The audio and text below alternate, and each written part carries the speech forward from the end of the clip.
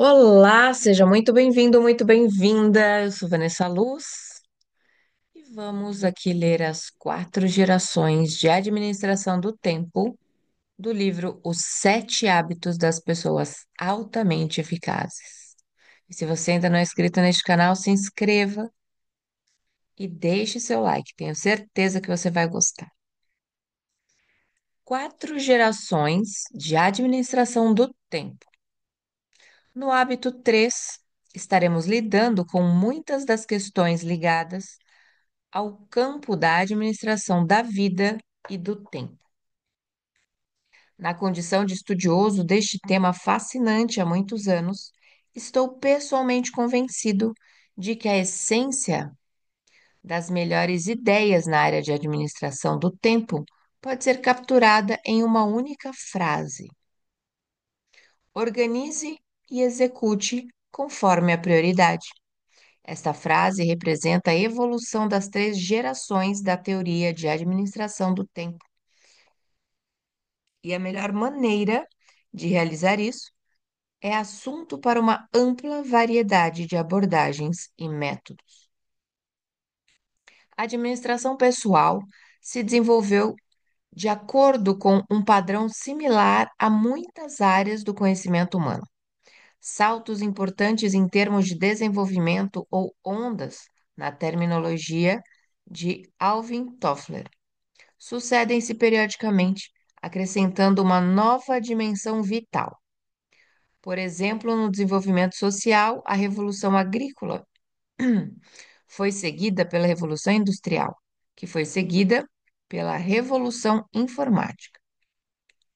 Cada onda que chega cria um momento de progresso social e pessoal. Similarmente, na área da administração do tempo, cada geração se apoia na geração anterior. Cada uma delas se move em direção a um controle maior da vida.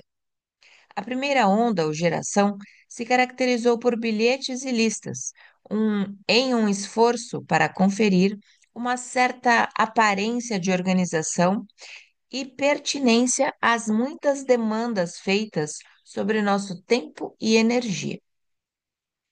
A segunda geração pode ser caracterizada pelos calendários e agendas. Esta onda reflete uma tentativa de olhar à frente, de marcar eventos e atividades no futuro. A terceira geração reflete o campo de administração do tempo atual. Ela adiciona às gerações precedentes a importante ideia de prioridade, de esclarecimento de valores e de comparação do peso relativo das atividades, com base em sua relação com estes valores. Além disso, ela se concentra em estabelecer metas, alvos específicos de curto, médio e longo prazo, em cuja direção o tempo e a energia serão direcionados em harmonia com os valores. Ela também inclui o conceito do planejamento diário, da elaboração de um plano específico para a conquista destas metas e atividades consideradas mais valiosas.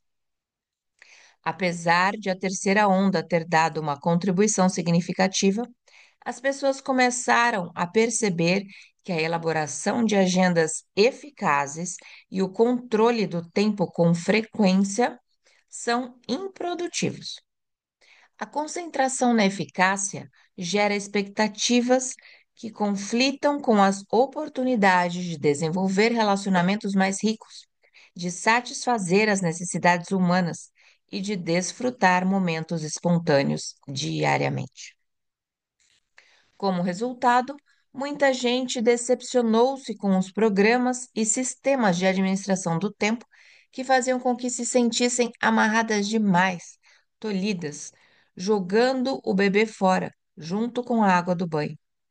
Elas tornaram as técnicas da primeira e segunda geração, perdão, elas retornaram às técnicas de primeira e segunda geração para preservar os relacionamentos, a espontaneidade e a qualidade de vida. Mas há uma quarta geração emergente, um tipo diferente. Ela reconhece que a administração do tempo é um nome infeliz, na verdade. O desafio não é administrar o tempo. mas administrar a pessoa. A satisfação resulta da expectativa, bem como da realização. E a expectativa, como a satisfação, se encontra em nosso círculo de influência. Em vez de focalizar a atenção nas coisas e no tempo, as atenções da quarta geração se voltam para a preservação e melhoria dos relacionamentos e na obtenção de resultados. Em resumo, na manutenção do balanço PCP. Quadrante 2. O foco essencial da quarta geração da administração pode ser identificado na matriz da administração do tempo constante do diagrama a seguir. Basicamente, passamos o tempo de quatro maneiras. Como se pode ver, os dois fatores que definem uma atividade são urgente e importante. Urgente significa que a atividade exige nossa atenção imediata. É agora. As coisas urgentes se impõem a nós. Um telefone que toca é urgente. A maioria das pessoas não consegue admitir a hipótese de simplesmente deixar o telefone tocando. Você pode levar horas preparando o material, vestir-se com esmero e fazer uma viagem para chegar até o escritório de uma pessoa para conversar sobre determinado assunto. Mas se o telefone tocar enquanto você estiver lá, normalmente isso terá prioridade em relação à sua visita pessoal. Se você fosse telefonar para alguém, dificilmente esta pessoa diria: Falo com você em 15 minutos. Espere na linha. Mas esta mesma pessoa muito provavelmente é capaz de deixá-lo esperando no escritório por 15 minutos ou mais, enquanto fala com alguém pelo telefone. Assuntos urgentes normalmente são óbvios. Eles nos pressionam, insistem para que alguma providência seja tomada. Eles são populares com os outros. De costume, estão bem na nossa frente e com frequência são agradáveis, fáceis, divertidos de resolver, mas com a mesma frequência não são nada importantes. A matriz da administração do tempo. A importância, por outro lado, tem a ver com resultados. Se algo é importante, contribui para a nossa missão, nossos valores e metas prioritárias. Nós reagimos a questões urgentes. As questões importantes, que não são tão urgentes, exigem mais iniciativa, mais proatividade. Precisamos agir para aproveitar as oportunidades, para fazer com que as coisas aconteçam.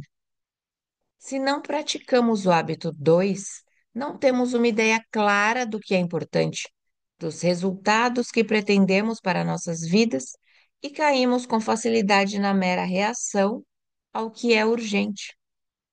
Pense por um momento nos quatro quadrantes da matriz de administração do tempo. O quadrante 1 é tão urgente quanto importante. Ele lida com os resultados significativos que exigem atenção imediata. Costumeiramente, chamamos as atividades do quadrante 1 de crises ou problemas. Todos nós temos alguma atividade do tipo quadrante 1 em nossas vidas, mas o quadrante 1 sufoca muitas pessoas. Elas viram administradoras de crises, escravos dos problemas, capazes de produzir só uma hora, capazes de produzir só na última hora. Enquanto o foco permanecer no quadrante 1, as coisas ficam mais e mais sérias, até que o domine. É como o mar bravio. Um problema imenso aparece, o derruba e joga de um lado para o outro. Você luta para subir novamente à superfície, apenas para encontrar outra onda que o derruba novamente e o arrasta no turbilhão. Algumas pessoas vivem literalmente esmagadas pelos problemas, dia após dia. Seu único alívio encontra-se nas atividades pouco importantes e pouco urgentes do quadrante 4. Assim, quando olhamos para sua matriz total, 90% de seu tempo encontra-se no quadrante 1 e a maior parte dos 10% restantes no quadrante 4, com uma atenção irrisória dedicada aos quadrantes 2 e 3. É assim que as pessoas que administram suas vidas conforme as crises vivem. Resultados: estresse, esgotamento, administração de crises, sempre apagando incêndios. Existem outras pessoas que gastam um tempo enorme em coisas do quadrante 3, urgentes, porém menos importantes, pensando como os que estão no quadrante 1. Elas passam a maior parte do tempo reagindo a coisas que são urgentes, presumindo que sejam importantes. Mas a verdade é que a urgência destas questões com frequência se baseia nas prioridades e expectativas de outros. Resultados: foco no curto prazo, administração de crises, caráter e reputação de camaleão, considera planos e metas inúteis, faz papel de vítima, não controla a vida. Relacionamentos superficiais ou rompidos. As pessoas que passam o tempo quase que exclusivamente nos quadrantes 3 e 4 levam vidas basicamente irresponsáveis. Resultado: total irresponsabilidade, demissão dos empregos, dependência de outros ou instituições para os itens básicos. Pessoas eficazes ficam afastadas das coisas dos quadrantes 3 e 4 porque não são importantes, urgentes. Elas também diminuem o tamanho do quadrante 1, dedicando mais tempo ao quadrante 2. O quadrante 2 está no centro da administração pessoal eficaz. Ele lida com as coisas que não são urgentes, mas que são importantes. Ele lida com coisas como melhorar relacionamentos, redigir uma declaração de missão pessoal, planejamento a longo prazo, exercícios, manutenção preventiva, preparação. Todas estas coisas que sabemos que precisamos fazer, mas às quais raramente nos dedicamos, pois sabemos que não são urgentes. Resultados: visão e perspectiva, equilíbrio, disciplina, controle, poucas crises. Parafraseando Peter Drucker, as pessoas eficazes não vivem voltadas para os problemas, elas vivem voltadas para as oportunidades e cultivam-nas e deixam os problemas a pão e água. Elas pensam preventivamente, elas enfrentam crises e emergências genuínas no quadrante 1, que exigem sua atenção imediata, mas seu número é comparativamente menor. Elas mantêm P e CP em equilíbrio ao se concentrarem nas atividades importantes, mas não urgentes do quadrante altamente produtivo. Tendo em mente a matriz da administração do tempo, pare um pouco e reflita sobre a maneira como respondeu às perguntas no início deste capítulo. Em que quadrante se encaixam? Elas são importantes? São urgentes? Meu palpite é que elas provavelmente se encaixam no quadrante 2. São obviamente importantes, profundamente importantes, mas não são urgentes. E como não são urgentes, você não as realiza. Agora, reveja a natureza dessas questões. O que você poderia fazer e não está fazendo no momento, capaz de causar uma tremenda alteração para melhor em sua vida pessoal e profissional? Se feito de maneira constante, as atividades do quadrante 2 provocam este tipo de impacto. Nossa eficácia dá um salto qualitativo quando fazemos isso. Fiz uma pergunta similar a um grupo de gerentes de shopping center. Se fossem fazer uma coisa em suas atividades profissionais capaz de ter efeitos positivos imensos, o que seria?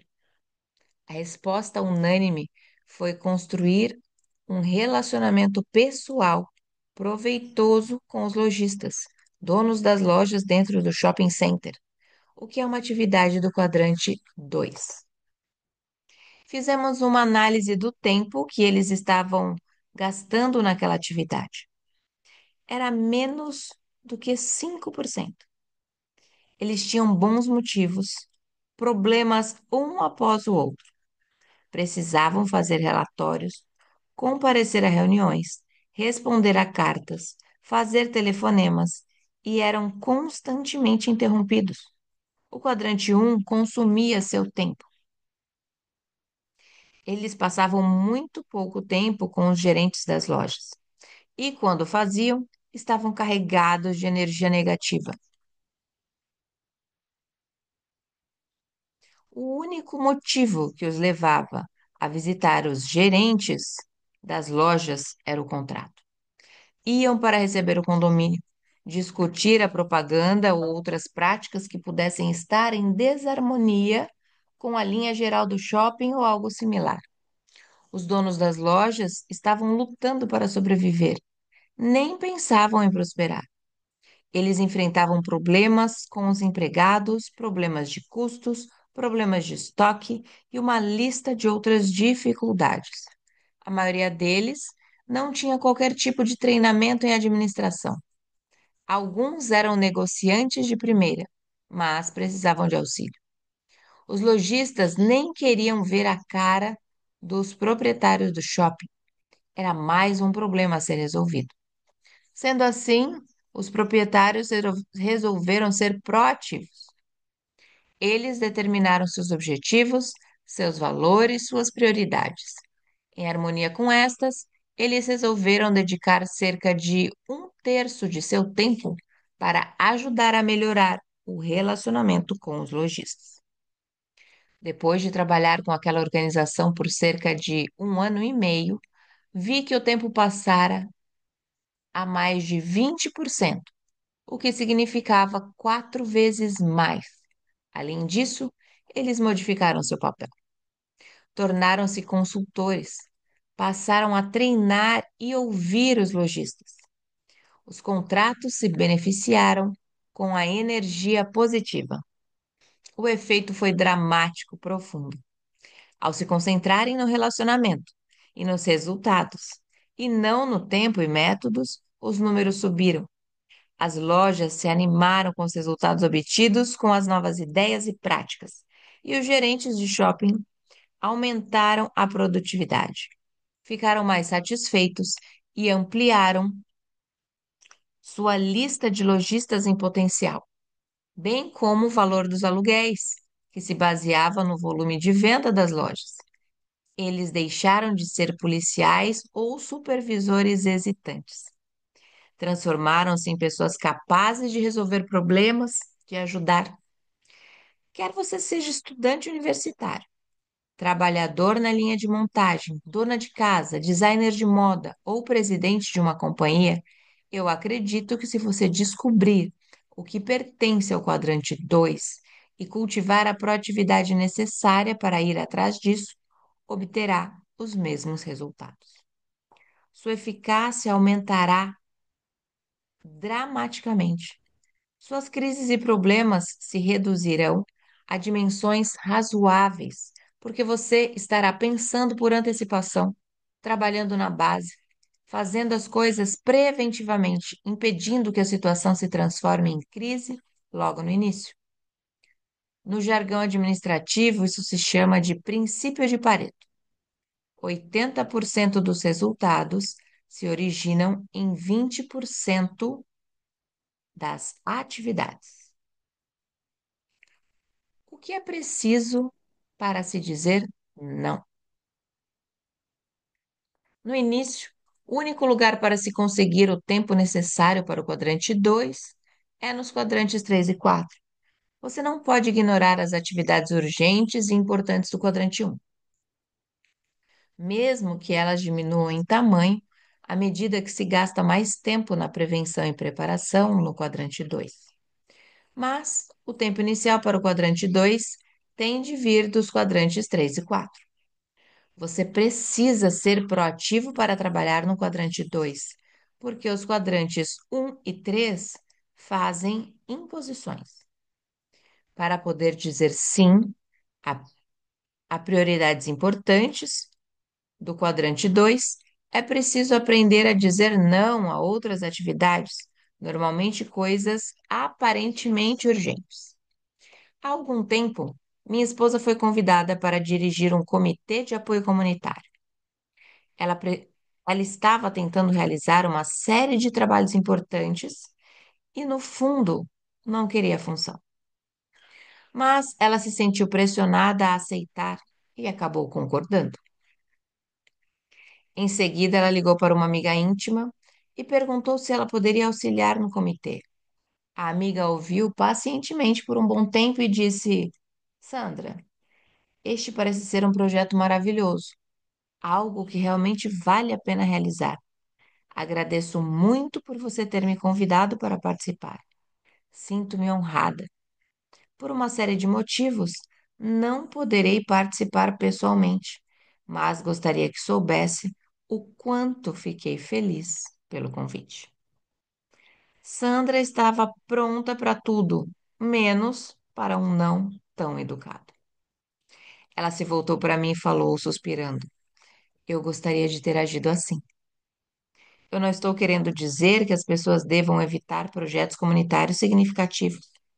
Essas coisas são importantes também, mas você precisa resolver quais são suas prioridades maiores e ter a coragem, de um modo educado, sorridente, mas sem se desculpar, para dizer não às outras coisas. E a melhor forma de fazer isso é ter um imenso sim brilhando dentro de você. O inimigo do ótimo, com frequência, é o bom. Tenha em mente que você está sempre dizendo não a alguma coisa. Se não é para as coisas urgentes e evidentes de sua vida, provavelmente é para as coisas mais fundamentais, mais importantes. Mesmo quando é urgente, mesmo quando o urgente é bom, pode afastá-lo do que é ótimo, mantê-lo distante de sua contribuição única, se você permitir. Quando eu era diretor de relações universitárias em uma grande universidade, contratei um redator muito talentoso, criativo e proativo. Um dia, após alguns meses de trabalho, fui até a sala dele e pedi que se dedicasse a algumas tarefas urgentes que exigiam solução rápida. Ele disse: Stefan, farei qualquer coisa que você me pedir, mas gostaria de explicar minha situação. Dizendo isso, ele me levou até o quadro negro, onde havia relacionado mais de dúzias de projetos nos quais estava trabalhando, bem como o critério de elaboração de datas de entrega previamente acertadas. Ele era muito disciplinado. Fora por isso que eu o contratara e estava ali pedindo sua ajuda. Se você quer que uma coisa seja feita, procure alguém que não tem tempo. Em seguida, ele falou: Steph, para fazer direito o serviço que você deseja, precisarei de vários dias. Quais projetos você gostaria que eu adiasse ou cancelasse para poder atender a seu pedido? Eu não queria assumir a responsabilidade por aquela decisão. Eu não queria colocar uma trava na roda de uma das pessoas mais produtivas da equipe apenas porque eu estava lidando com uma crise naquele momento. As tarefas que eu pedia a ele eram urgentes, mas não eram importantes. Sendo assim, fui procurar outro administrador para a crise e passei o serviço a ele. Dizemos sim ou não para as coisas diariamente, ou melhor, várias vezes por dia. Viver concentrado nos princípios corretos e manter o foco na missão pessoal nos fornece a sabedoria para fazer estes julgamentos com eficácia. Em meu trabalho com diversos grupos, digo às pessoas que a essência da administração eficaz do tempo e a vida é a organização e a atuação a partir de prioridades equilibradas. Depois, faço uma pergunta. Se uma das seguintes áreas estivesse deficiente, qual seria? 1. A incapacidade de estabelecer prioridades. 2. A incapacidade ou falta de vontade para organizar a vida a partir destas prioridades. Ou 3. A falta de disciplina para executá-las, para manter fidelidade às suas prioridades e organização. A maioria das pessoas diz que sua principal falha é a falta de disciplina.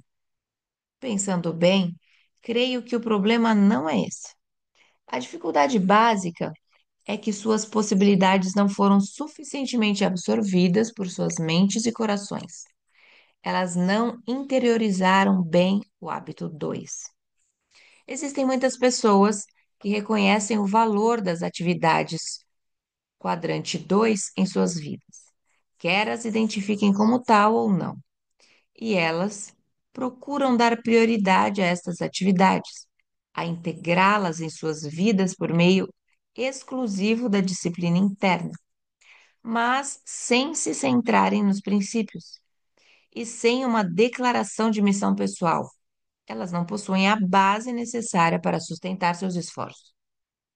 Elas trabalham no nível das folhas, das atitudes e comportamentos da disciplina, sem nem mesmo pensar em examinar as raízes, os paradigmas básicos a partir dos quais estas atitudes e comportamentos acontecem.